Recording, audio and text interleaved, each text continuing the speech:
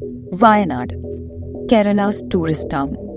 The once tranquil villages of Mundakkai and Chooralmala, surrounded by lush forests, in the early hours of July 30th, witnessed the unforgiving ferocity of nature's destructive forces. That day, Kerala woke up to face one of its worst natural calamities after the deadly 2018 floods. Incessant rain triggered landslides that wiped off 2 villages, left a trail of destruction. Over 290 people killed, 143 body parts recovered from the slush, 200 still missing, and 2,000 houses ravaged. The death toll, authorities fear, can rise further. Bodies buried in mud, destroyed houses, swollen water bodies, broken branches of uprooted trees dot the high-range villages of Wayanad. When unending line of ambulances carried the dead, survivors desperately searched for loved ones. Some families broke, some reunited, and help poured in from all quarters. The nation witnessed these heroes race against time.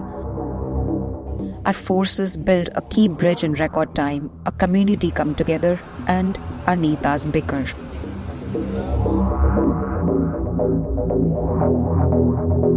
In the days leading up to the tragedy, Kerala has been receiving rain ceaselessly. On July 30th at around 2 a.m., the first landslide swept away Mundakkai village, about 25 km up the hills from Kalpitta. At around 4 a.m., a second landslide wreaked havoc in Chooralmala village. Both villages have been entirely washed away. Such is the devastation.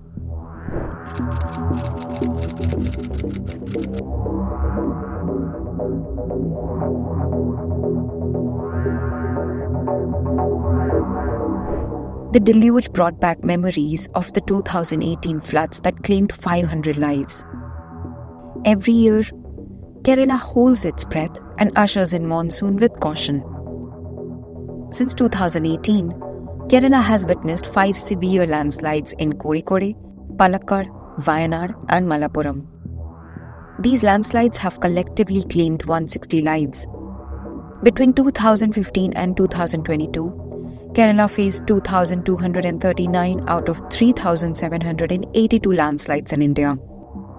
The July 30th landslides have washed away thousands of homes.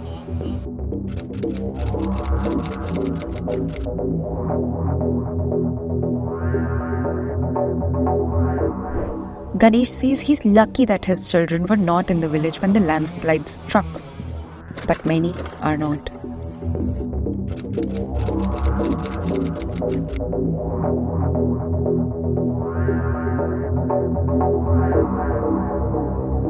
As the bodies keep piling in hospitals, a government doctor shared a heart-wrenching account of the true extent of the tragedy.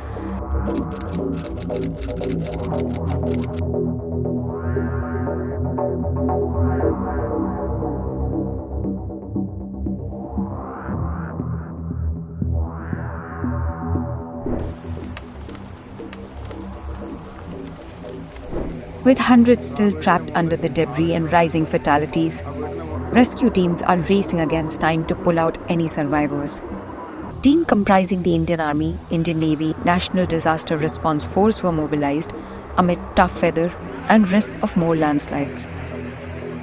Rescue and relief workers have been going on undeterred despite the difficult terrain, mud, floodwater and incessant rain.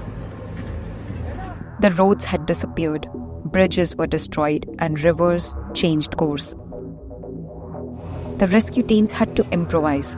They used zip liners and jerry-rigged bridges to dig out those trapped. Despite bad weather, helicopters were deployed. Deployments from Defense Security Corps and medical teams rushed in. The extent of ruin hit this government school teacher hard. He refuses to return to a place where his students have died.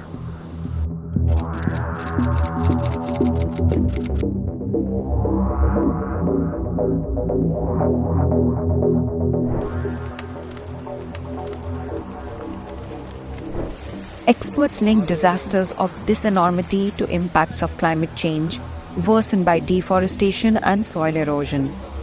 The Wayanad tragedy has brought focus back on the reports by the 2011 Madhav Gadgil Committee and 2013 K. Kasturi Rangan-led high-level working group and the subsequent resistance to their recommendations.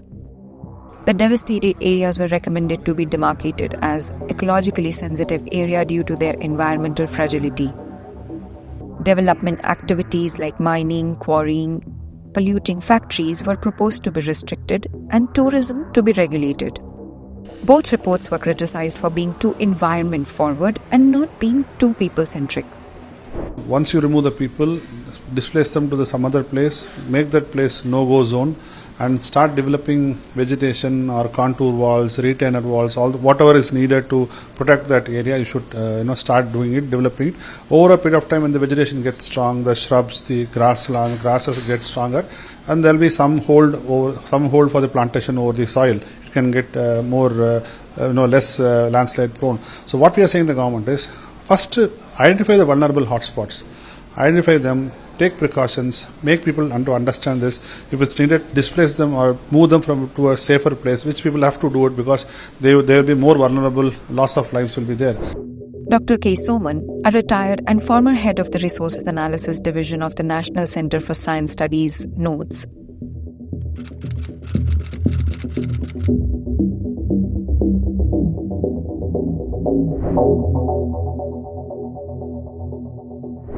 as the death toll mounts and survivors hope against hope, their elected representatives trade jibes and pin blame.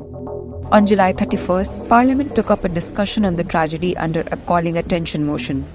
Home Minister Amit Shah claimed that Kerala government was alerted ahead of time, a claim Kerala Chief Minister Pinarayi Vijayan soon refuted. मैं सदन के सामने स्पष्टता करना चाहता हूं, 23 जुलाई को केरल सरकार को अर्ली वार्निंग भारत सरकार की ओर से दी गई थी। 23 जुलाई को 7 दिन फिर 24 को गई, फिर 25 को गई, 26 तारीख को मान्यवर ये कहा गया कि 20 सेंटीमीटर से ज्यादा वर्षा होगी, भारी वर्षा होगी, लैंडस्लाइड होने की संभावना है, मड भी रस होकर आ सकता है और लोग इसके अंदर दबकर मर भी सकते हैं। मैं कुछ कहना नहीं चाहता था मान्यवर, मगर भारत सरकार की अर्ली वार्निंग सिस्टम पर सवाल किए गए, इसलिए मैं कहता हूं प्लीज लिसन अस, मत चिल्लाइए, प्लीज रीड इट. കാലാവസ്ഥാ വ്യതിയാനത്തിൻ്റെതായ ഭാഗമായി വന്നിട്ടുള്ള മാറ്റങ്ങളുണ്ട്. ഇപ്പോൾ അതിതീവ്ര മഴ നമ്മളെല്ലാവരും ഇപ്പോൾ പറഞ്ഞുകൊണ്ടിരിക്കുന്ന ഒരു കാര്യമാണ്.